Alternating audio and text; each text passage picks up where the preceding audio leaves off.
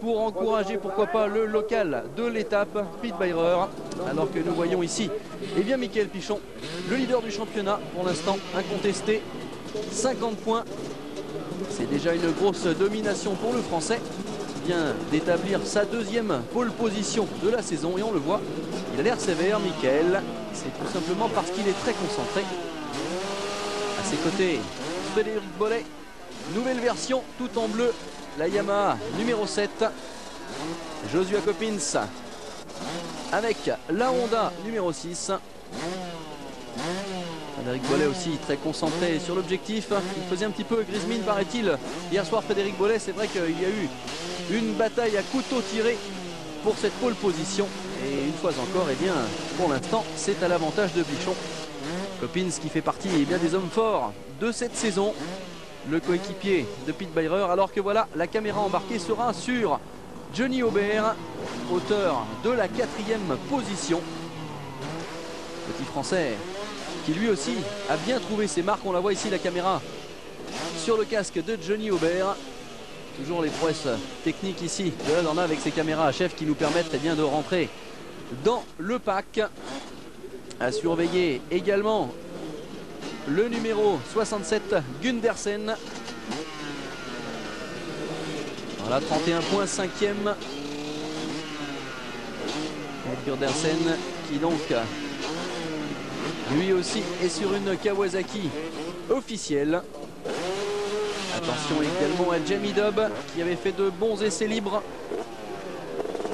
Et qui va devoir faire briller les couleurs de KTM, tout comme Gordon Crockard, le numéro 11, qui lui, a priori, devrait quand même jouer les troubles faites. Il a gagné la semaine dernière en championnat d'Angleterre. Il faut s'habituer à la KTM. Et pour l'instant, si l'homme remontait très très fort avec sa Honda l'année dernière, pour l'instant, ce n'est pas tout à fait le cas avec la KTM. Mais en attendant, on espère que notre ami Crockard va nous créditer de remontées fantastiques comme il a su le faire par le passé. Allez, Oshiodi 8e, Pete Beirer 9e, McFarlane 10e, Crockard, je vous le disais, donc 11e, Marco Kovalainen 12e, Vehviläinen 13, Eastwood 14e, Mathieu Laloz, le petit français 15e, Carl Nunn 16e, Doug Moore, Maurice Freiberg, Risotti, Sepak Beji, Van Druden.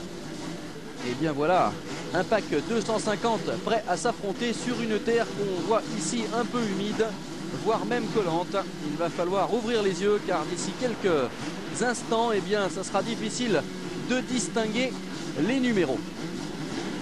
Les pilotes vont être sous les ordres du starter. Ça y est, Mickaël Pichon, lui, se prépare.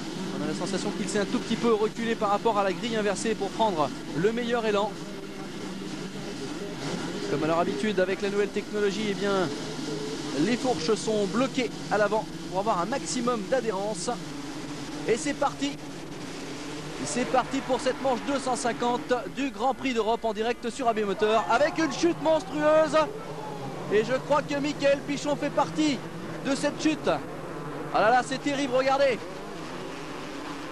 Et oui, il y a le français. Oulala, il y a bon nombre de leaders ici qui sont dans cette chute. Bollet, Pichon. On retrouve également Hill. Le numéro 13, Carl Nunn. C'est le premier coup de théâtre de ce championnat du monde.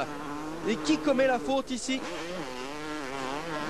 Qui va aller à la faute? On regarde ici le ralenti. C'est assez confus. Ah là là, c'est vraiment toujours impressionnant. Je ne pense pas que les hommes se soient fait mal. Voici la vue de l'intérieur. Oui, c'est la grosse confusion dans le pack 250. On voit que Mathieu Laloz fait partie des infortunés.